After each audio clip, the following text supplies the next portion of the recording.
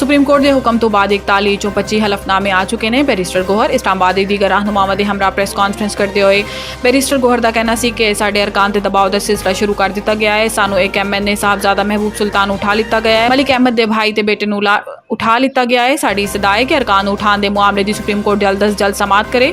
इन्होंने कहा है कि कल तक सानू 41 अरकान के बयाने हल्फिया इलैक्शन कमीशन जमा करा देन। इलैक्शन कमीशन जल्द अज जल्द साडे अरकान की पार्टी वाबस्तगी की लिस्ट वैबसाइट पर जारी करे।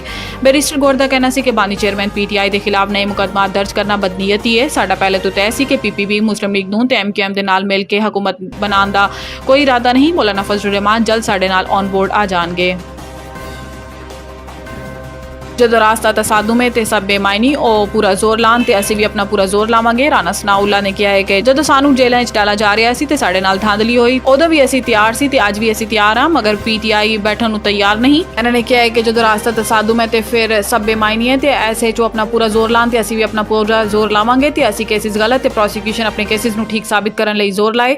वज़ीर आज़म दे मुशीर का कहना सी कि मखसूस नशिस्तां दे फैसले तो कन्फ्यूजन मजीद वध गई है। आईने च इस हवाले तो पहले ही तरीका तय है। आज़ाद अरकान ने सुन्नी इतिहाद कौंसल के हलफनामे दिते सी। सुप्रीम कोर्ट ने सुन्नी इतिहाद कौंसल गई तो PTI नहीं मगर सीटां PTI नूं मिलियां। हुण अगले 29 दिन मंडी लगेगी तो इस तो हॉर्स ट्रेडिंग का सिलसिला चलेगा।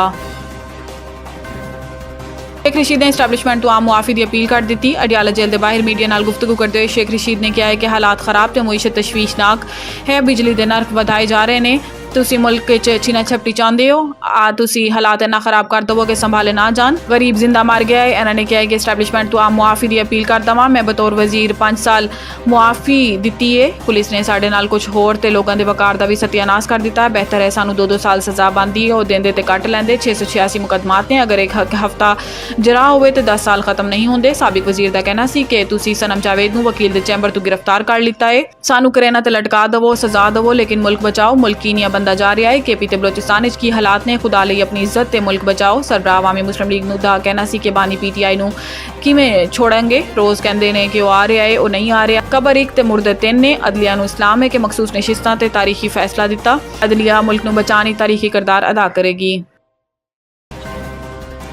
9 मई मुकदमा शाह महमूद कुरैशी ते फर्द जुर्म आयद। इंसदाद दहशतगर्दी अदालत कोट लखपत जेल लाहौर 9 मई नूं थाना शादमान जलान दे मुकदमे की समात हुई जिदे फाजिल जज खालिद अरशद ने मुलजिम शाह महमूद कुरैशी ते फर्द जुर्म आयद करते हुए आइंदा समात ते गवाहां नूं तलब कर लिता। अदालत ने शाह महमूद कुरैशी ते फर्द जुर्म आयद करते हुए केस की समात 22 जुलाई तक मुलतवी कर दी। कबल अजी PTI रहनुमा ते साबिक वज़ीर खारजा शाह महमूद कुरैशी नूं सख्त सिक्योरिटी 9 मई तो मुतल्लिक मुकदमात की समात के सिलसिले कोट लखपत जेल पहुंचाया गया सी। इन्होंने इंसदाद दहशतगर्दी अदालत तो अज फर्द जुर्म की कार्रवाई लई तलब कर रखा सी। शाह महमूद कुरैशी ते थाना शादमान जलाओ घिराओ समेत दीगर मुकदमात दर्ज ने।